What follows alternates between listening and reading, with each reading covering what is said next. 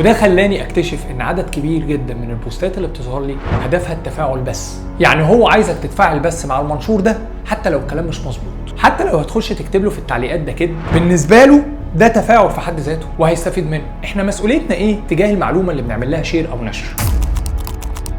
مين قال المعلومه دي؟ المعلومه دي اصلا منطقيه ولا لا؟ هل انا شفت المعلومه دي في مكان تاني؟ هل التوقيت منطقي؟ انا هستفيد ايه لما اعمل شير او نشر؟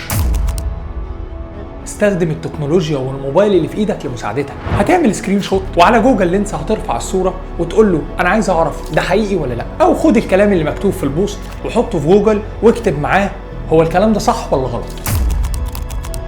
اتعلم تقول مش عارف، بالعكس ده دليل على الذكاء والوعي.